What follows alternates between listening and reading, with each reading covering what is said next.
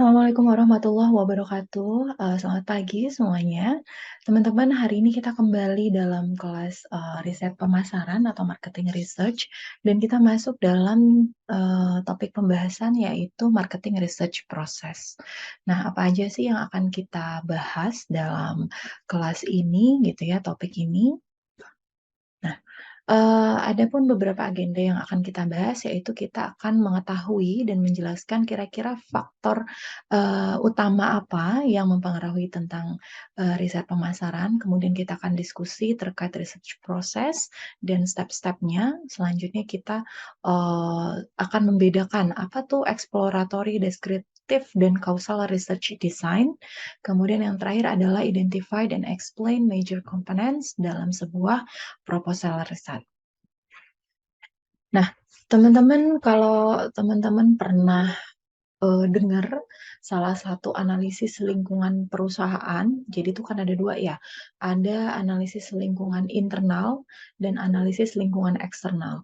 Nah, PESTEL itu masuk dalam analisis lingkungan eksternal, di mana kalau lingkungan eksternal ini si perusahaan itu nggak bisa mengkontrol. Artinya perusahaan hanya bisa melakukan effort-effort untuk bisa meminimize yang namanya threats, tapi bisa juga mengambil yang namanya opportunities. Nah, ada namanya PESTEL, yaitu political, environmental, social, technology, economics, dan law. Nah, keenam apa namanya aspek lingkungan eksternal ini benar-benar mempengaruhi perusahaan dalam proses bisnisnya. Namun dari sini akan memberikan yang namanya tantangan gitu ya bagi perusahaan dan juga peluang. Jadi perusahaan harus pintar-pintar mengatur strategi bagaimana untuk memanfaatkan peluang dan juga menghadapi tantangan dari perubahan yang ada dalam pestol tersebut. Nah, salah satu perubahan atau lingkungan eksternal yang utama saat ini yaitu teknologi, di mana teknologi ini mengubah pemasaran khususnya gitu ya dari yang dulu benar-benar tradisional shifting to digital gitu ya. Dengan digitalize ini tapi kan konsumen maunya pengen more personalized. Nah, apa sih efeknya dalam proses riset pemasaran gitu ya?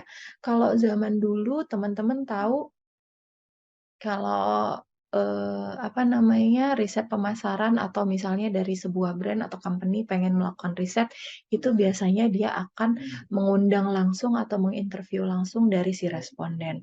Tapi dengan adanya teknologi, sekarang malah penekanannya pada analisis daripada secondary data. Jadi secondary data ini sudah mulai dikumpulkan, dianalisis, kemudian diinterpretasi. Dan ini juga bisa digunakan sebagai dasar dari pengambilan keputusan oleh sebuah perusahaan.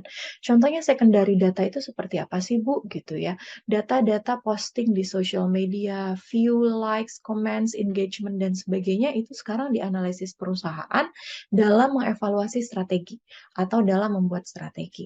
Nah, ini kita melihat bahwa pergerakan shifting to new technologies sehingga menjadikan secondary data itu menjadi salah satu dasar dalam pembuatan keputusan. Nah, yang kedua itu ada namanya gatekeeper technologies.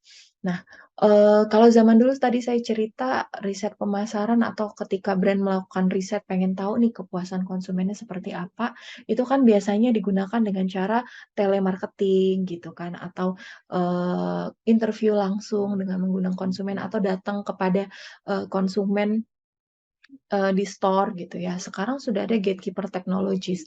Jadi sekarang kalau di handphone kita udah keluar tuh nomor-nomor aneh muncul, ada sekarang teknologi untuk langsung cut back. Jadi artinya eh, kita nggak mau jawab telepon itu karena kita tahu itu biasanya dari para marketer yang pengen tahu, pengen ngasih survei ke kita sekitar 1 or 2 minutes gitu ya.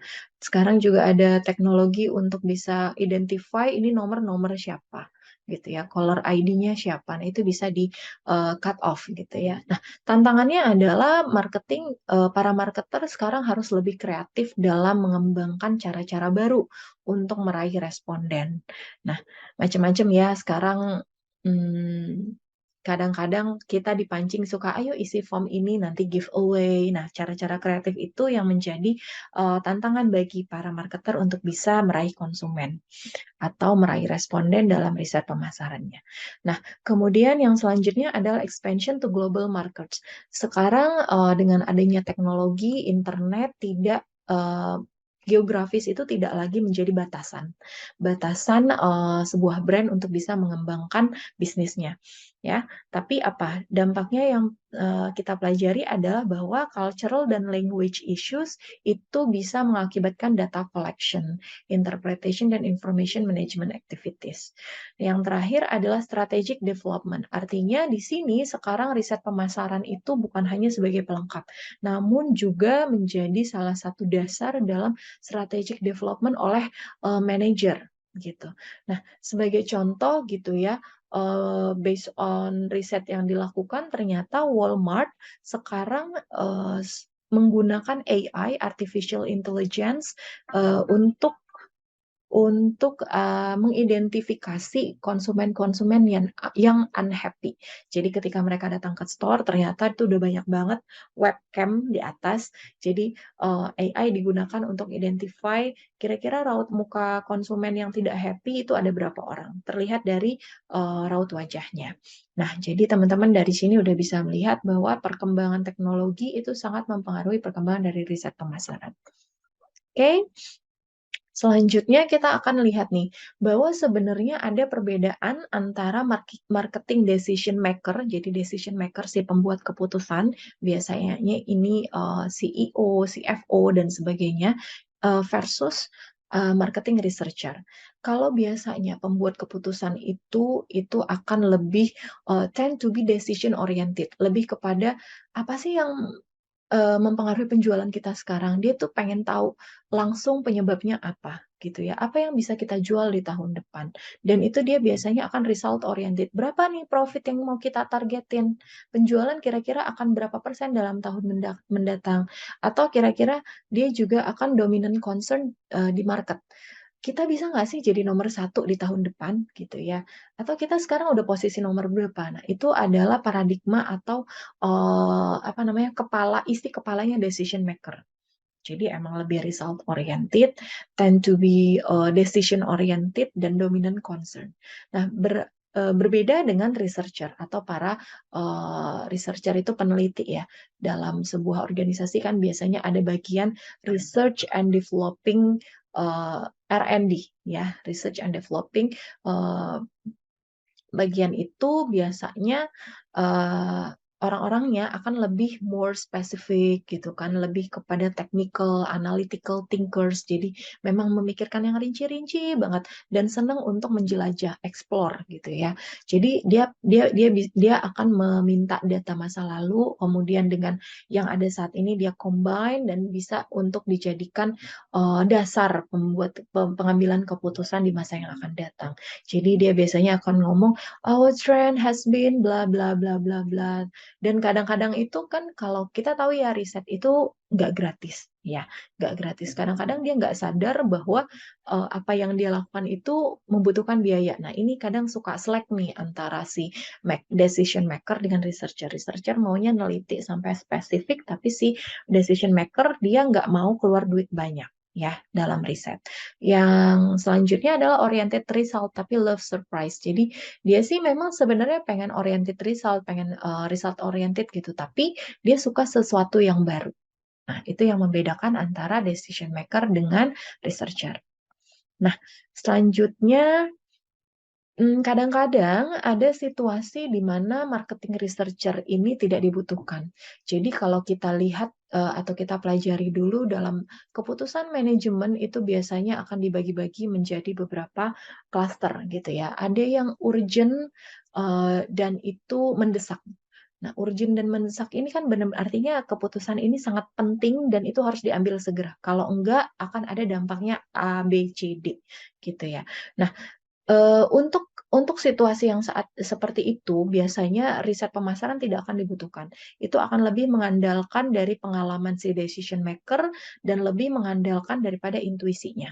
Nah, karena apa? Karena ketika marketing research itu dia akan membutuhkan waktu. dalam riset itu kan nggak sebentar ya, kita kan benar-benar meneliti sampai sedetail mungkin sehingga menghasilkan hasil yang proper. Jadi ketika waktunya itu nggak cukup atau keputusan itu sangat harus harus langsung dilakukan gitu ya, itu marketing riset tidak dibutuhkan. Ya, kemudian inadequate resources. Nah, kita tahu bahwa dalam riset pemasaran itu butuh biaya, butuh sumber daya, butuh tools, butuh responden dan sebagainya. Ini semuanya cost. Ya, jadi ketika sebuah perusahaan tidak punya resources yang cukup, maka dia tidak akan mungkin melakukan riset pemasaran yang proper. Nah, kemudian riset pemasaran juga tidak dibutuhkan ketika biayanya itu melebihi daripada value. Kadang-kadang itu tadi, kadang-kadang para researcher itu suka lupa biaya yang dia keluarkan apa. Maka dari itu harus ada orang yang menengahi, yaitu manajer. Dia akan tanya, ketika kamu riset ini dilakukan, dampaknya ke penjualan akan seperti apa. Nah, itu harus bisa, jangan sampai melebihi besar pasak daripada tiang, gitu ya. Nah, oke, selanjutnya kita akan ngomongin tentang research process atau proses dalam sebuah riset.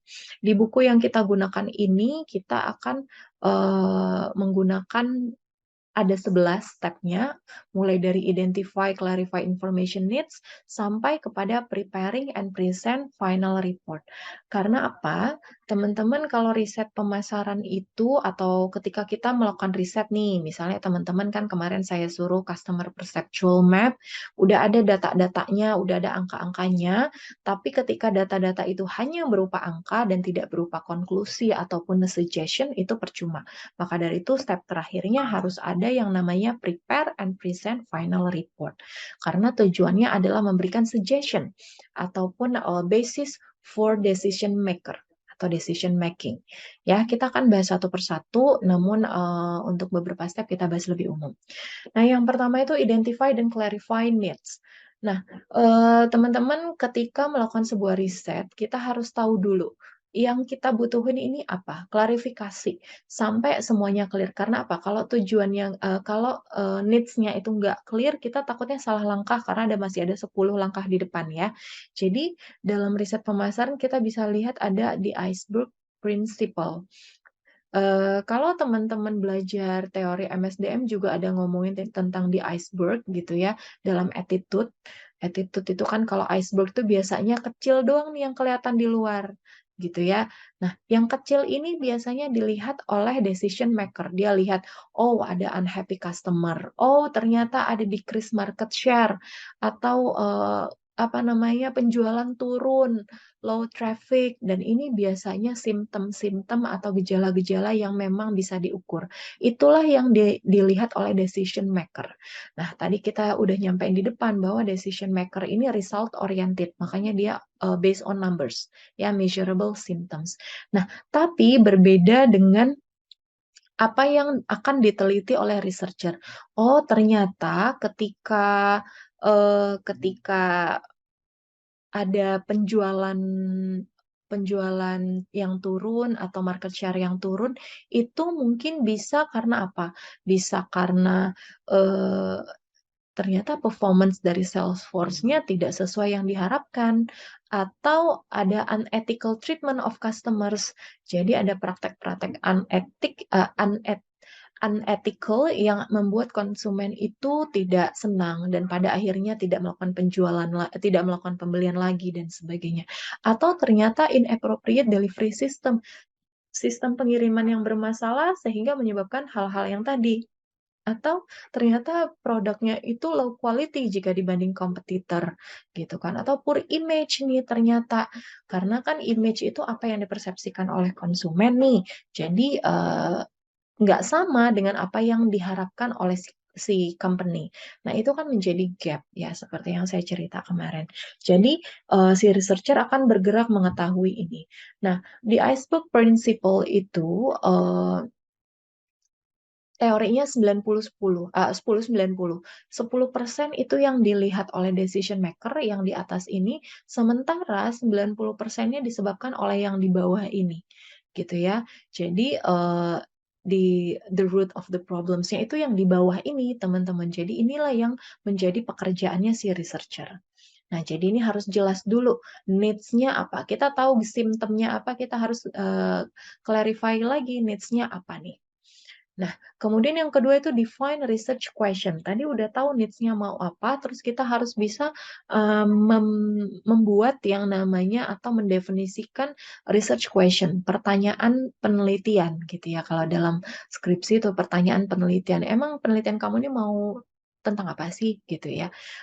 Initialnya mungkin pertama, do our marketing strategies need to be modified to increase satisfaction among our current and future customer segments. Nah, ini kan sebenarnya masih sangat umum ya.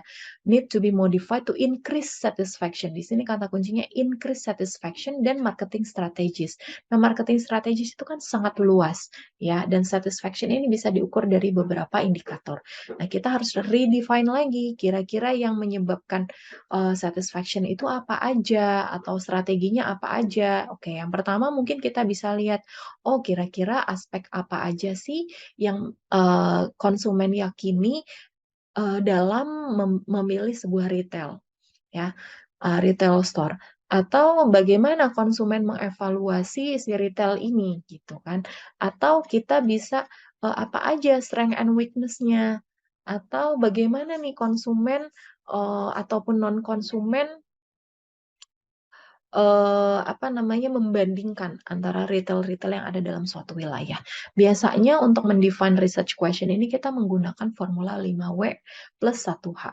Dan dalam mendefine ini kita harus melakukan literatur review ya untuk mendefine research question.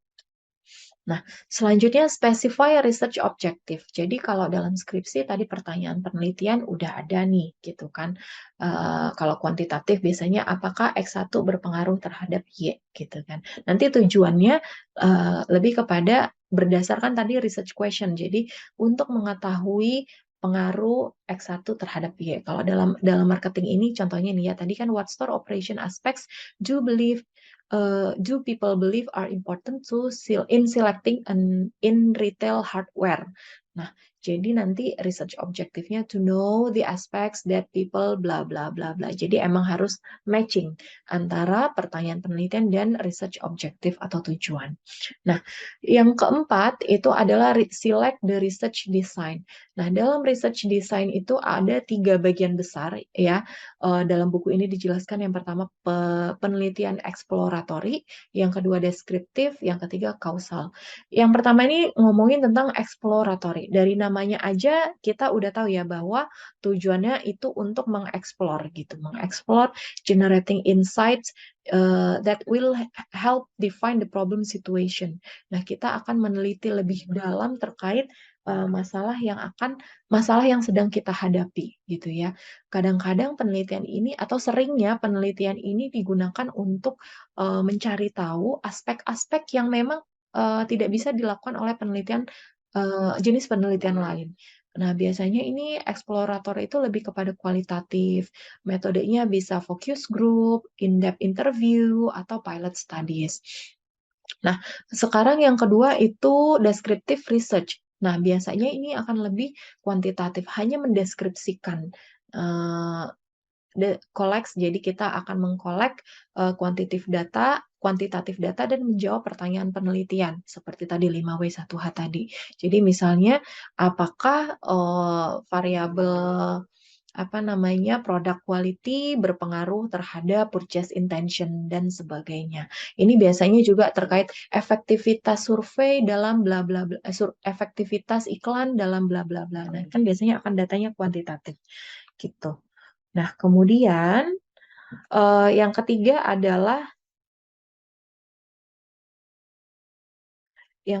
adalah causal research. Collects data that enables decision makers to determine cause and effect relationships between two or more variables. Jadi, ini biasanya akan ngomongin tentang penelitian sebab akibat. Akan ada 2 variabel yang dibandingkan. Misalnya, salesperson berpengaruh terhadap penjualan dan sebagainya. Ini akan kita ngomongin tentang sebab akibat. Oke, selanjutnya ini tadi kan kita udah ngomongin step 1 sampai 4 gitu ya. Step 5, 6, 7, 4, 5, 6, 7 itu masih masuk dalam select the research design. Jadi abis tadi kita udah pilih research design-nya mau pakai yang mana, habis itu kita develop sampling design. Nah, sampling design itu kan biasanya ada secara garis besar itu ada probability dan non-probability sampling method. Kemudian examine measurement issues dan scale. Skala yang akan kita gunakan apa, pengukurannya seperti apa, kemudian design and pretest the questionnaire. Nah, biasanya setelah udah ada metodologinya mau seperti apa, kita akan pretest nih. Pretest dulu kepada calon sampel kita.